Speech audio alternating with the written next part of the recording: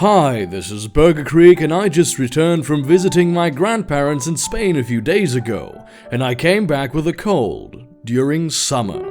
So if this installment sounds a bit weird, that's the reason. Now that that's out of the way, welcome back to the r/safe battle Royale. Boys, do we have a part for you today. It took TPang a long time to record and was sent to the narrators later than usual, because it took a while to determine how the many weird things that happen in this part would be presented. There are so many small and interesting things that happen, all with strange implications for the in-game lore, and the culmination of it all in the closing slides will reaffirm how dynamically obscure and amazing this game can be at times.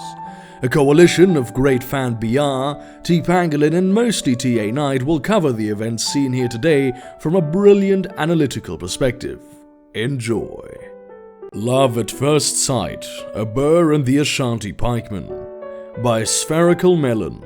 In the waters of Lake Tanganyika, the lone Ashanti pikeman encounters the pinnacle of human technology, Kruger's GDRs. The sun, beset on all sides by crimson, still manages to shine, although the thick cloud of ash and particles on a global migration in the aftermath of ongoing foreign nuclear devastation makes the task more difficult. Iceland storming Rome. Throughout its history, the ancient Roman capital has seen many invasions.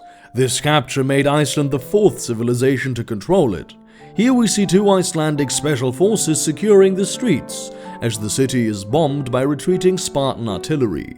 Be sure to check out Sitting on a Chair 1's depictions of key moments in the worlds of war so far, for more cool stuff like this.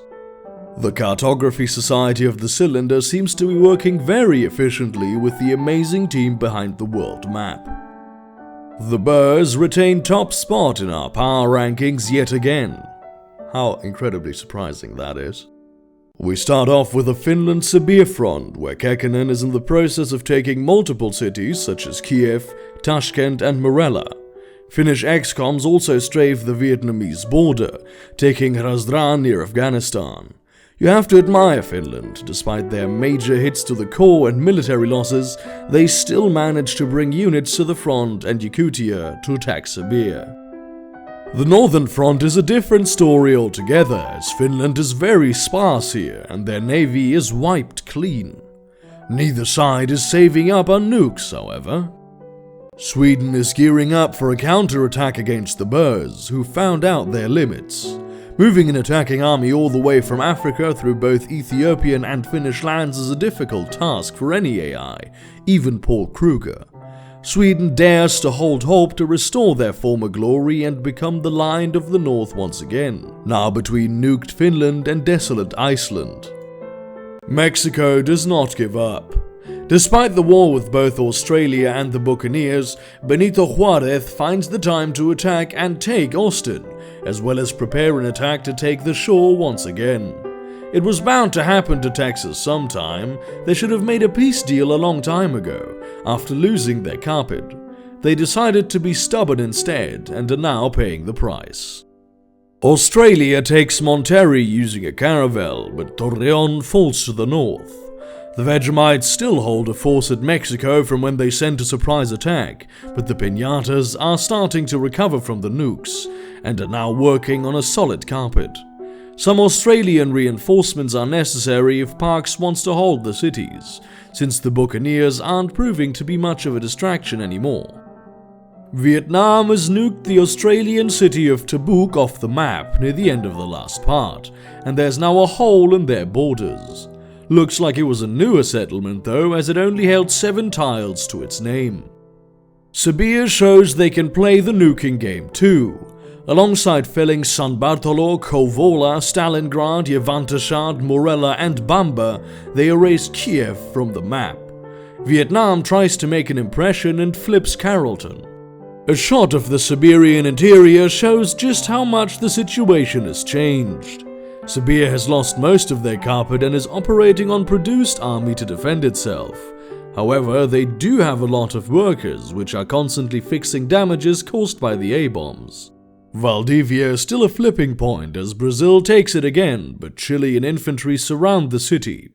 Looks like Chile is looking Arica and Talca smartly, as despite them being blocked off by mountains, they're still producing units to protect Valdivia by the use of catapulting, which is the term for AI producing units to the nearest available spot, which, in this case, is over the mountains. Chile's defense is seen as valiant by some, but as wasteful by others. The Burr cities are glowing with radiation and lack units, but stand firm. This can be partly attributed to the wonders the Burrs build, such as the Foller's mutagen, which functions as a modern Great Wall. Some military build-up can be seen into the south as well. Also in this shot are the Finnish cities, with red health bars exclusively, a testament to the aerial power of the Sibir. Another city lost next part, with Finland nuking the Siberian city of Lahaina to oblivion. This city was settled around part 55 and, as you can see, only held 4 tiles of territory. Korea sends off their ex-coms for adventures in Siberian lands, flipping Nishapur, also on the Vietnamese border. Seems like third-party nations cause more action on the Vietnamese front than Vietnam themselves. Bombers can only go so far. In an interesting turn of events, Sibir and Finland peace out on Sibir's turn, which means Finland freely captured a number of cities without fear of a counterattack. San Bartolo is nuked out of the game as well, originally a Finnish city at the start of the war, but then captured by Sibir, which prompted Kekkonen to destroy it altogether. The tri-border between Vietnam, Sibir and Finland, where you can also see that Sibir flipped Carrollton back, is at this point heavily gored. It's hard to say exactly who won in the war between Finland and Sibir, as multiple cities were lost and gained across Asia, with the Khanate eating a lot of northern Finland and Kekkonen gaining some cities to the south along the Vietnamese border. One thing is certain though, Finland has made a laughingstock out of Sibir, a very strong contender by dancing circles around them, flipping and capturing many cities, while Kuchum Khan was focusing on the Trung sisters. Mexico takes Monterrey but loses Austin to the remaining Texan resistance, which is now an almost dead AA gun. Texas is pretty much about to hit the floor. All Benito needs to do is move in a few units which, unfortunately, are busy holding back the green tide that is Australia. Vietnam directs another slew of units at Australia, but it's composed mostly of ranged and embarked units, with only 5 melee guys visible in the front. Vietnam is strong, but their biggest enemy is their own unit bias. Valdivia is retaken again, but notably Brazil nukes Copiapo, bringing it down from 41 population to 36. Nuking island cities is pretty useless though, as there are little tiles to pillage and place fallout on. The Swedish counterattack moves on, taking back Corinth from the Burrs. The Burrs are still moving units though, but the Swedish Air Force is taking them down as they come. Sibir losing Hrazdan means they cannot take their frustration out on Afghanistan, as they are now blocked. Instead, they have the flipping war with Vietnam and Korea to deal with, as they take Nishapur, but the Trunks flip Urgench and Carrollton. The Buccaneer front against Mexico clears out as the message is heard throughout the cylinder. The Birds have declared war on piracy. May the great pangolin in the sky have mercy on their torrents. Alongside building the Sky City, a wonder which gives 5 happiness and 1 population in every city, the Burrs decide that Sweden is too far away and declare war on the Buccaneers instead. No more annoying blockades, border gore, and Finland taking enclaves and fucking everything. This is business time. The Burr Corps consists of many paratroopers, likely unupgraded due to low nanomaterial reserves, and carriers, but also a ton of hover tanks and various top-tech units. With a target like the Buccaneers, this is an excellent unit composition, as they can dispatch the naval units while sweeping through the undefended land cities. But first, Yakutia captures Beriozovo from Zapir. I'm not sure how exactly, considering the peacekeeper units in the area, but they somehow did. Sibir will likely take it back with the nearby tank though. The Buccaneers take back Kumasi and Kaba, But Gao and Kwazazate remain orange, as the Boers attack with a combination of chimeras and biodrones. The Buccaneer Navy is moving around Africa, planning to hit the cities, but most cities are inland, so they are forced to clash with hover tanks and carriers coming from the south. The Buccaneers are doing what they can and send their navy to attack the Boer cities in the Mediterranean Sea, the standing army in which was sent up to Sweden. Obviously, the Swedish front will no longer gain any reinforcements. Sweden attacks the remaining cities. They look poised to actually come out in this war with a net gain in cities, though not without a heavy loss in population and infrastructure. While Valdivia is flipping on its merry way, Brazil looks to take Copiapo, as well as nuke it again. No naval melee units in here, but only one embarked melee unit is enough, and there are several in range. Not much change here, as only the Boers took their turn between this slide and the last one. But their air force can be seen at work here, bombarding several units.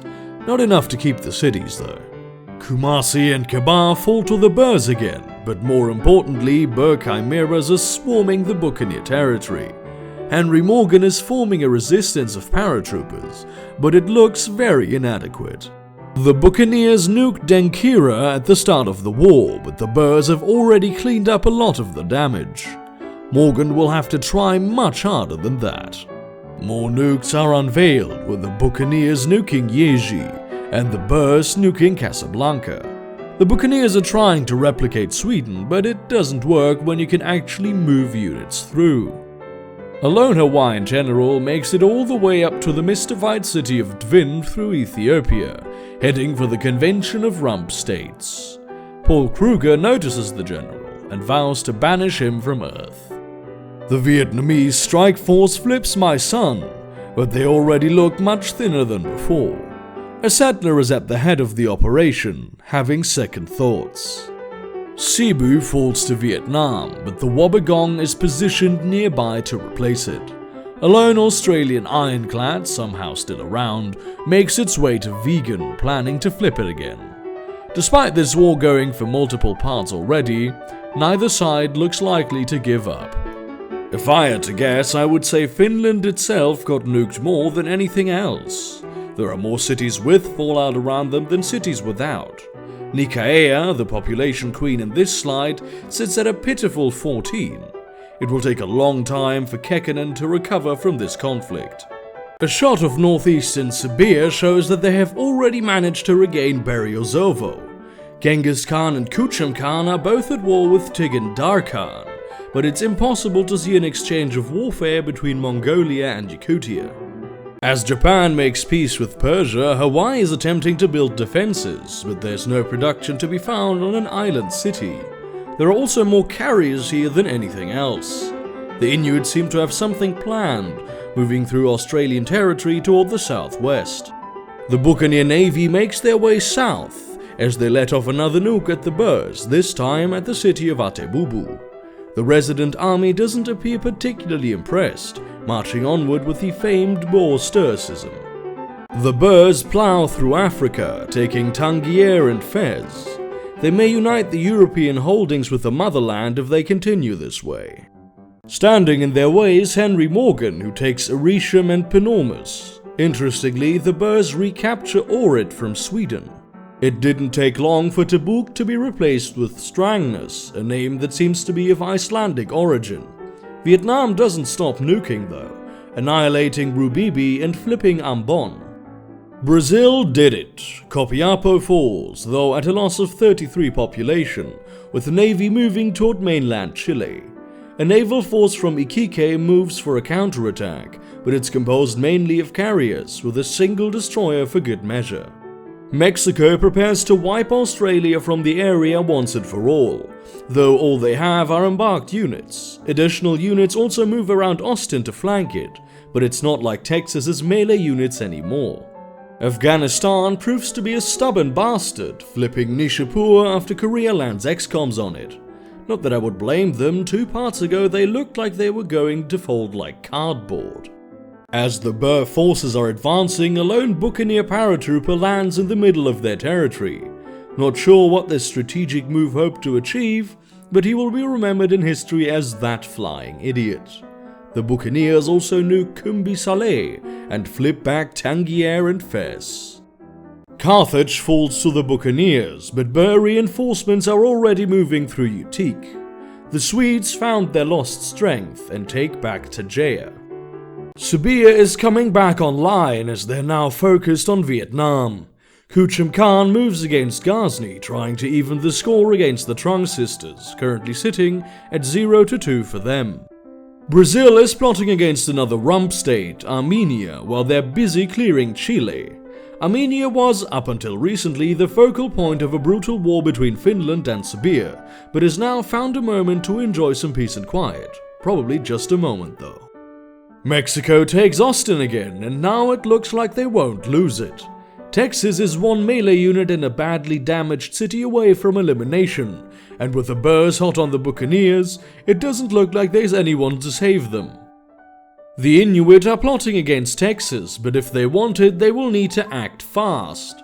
The Blackfoot still boast an old paratrooper carpet, and it looks like they're moving some of it toward Yakutia. The Inuit are still relatively empty, but new units pop up all the time, justifying them being ranked 4th in military strength. As if more peacekeeping units are needed on the Inuit-Yakutia front. I'm not sure how the Darkhan does it, but every war against them is a complete slagfest composed primarily of peacekeeper units. The Buccaneers think themselves clever and manage to move in a missile cruiser with nukes in range of Ulundi. It would be completely ineffective and very unlikely to even succeed, but the Buccaneers do what the Buccaneers do, and that is blow shit up. Really, essentially, that's what it boils down to at the end of the day. The Burrs hold a lot of aircraft in Europe, as can be seen here, and primarily contribute to the loss of the Buccaneer forces in the area, whose advanced destroyer reserves have been severely diminished. Korea once again flips a city, now Multan, sending XCOMs from Bamba. Thanks to Finnish captures, Bamba remained secure, but they somehow scored open borders and Siberian units are moving through it again, threatening the city. Vietnam, well, there isn't much of a border there anymore. Sweden looks to be in a much better state than their neighbor Finland. Their core is mostly undamaged, and they look like they could take on Finland again should another war start. With the Burrs busy elsewhere for now, better get that shit started ASAP. Not much changes here, as Mexico and Texas don't appear to have taken their turn since their last shot. But a rare Australian infantry appears on the horizon, maybe captured with a privateer from Mexico? Sri Lanka appears again, and it looks like they finally found an air force, now owning 2 to 4 jet fighters as well as some advanced destroyers. Unlike Tibet, they still have some access to the outside world, but Ethiopia looks like a bad target to attack. After sending everything they have at Sibir, southern Finland is now empty except for some air force. Selassie will do good in attacking Kekkonen here, considering Ethiopia already has a carpet all around the area in neighboring cities. The Buccaneers flipped Kabah, Ciudad del Carmen and Antium, but Casablanca, Nuevitas, Timbuktu and Bamako are ready to be encompassed by the encroaching Burrs. A Burr great prophet is seen reassuring and inadvertently demeaning the people of Ciudad del Carmen, that all will be well. It's war. War is never well. A mech artillery with nuclear missiles comes south toward Kruger's army, but it doesn't seem necessary as Kumae is about to fall, and Messine is not long for this world either. Maybe the nukes will be used to pelt the Burrs across Finland, but I'm not sure if annoying them will be a good idea, since the Buccaneers are quickly losing ground. Antium also falls to the pirates, so place your bets on how fast the Burrs are going to retake it.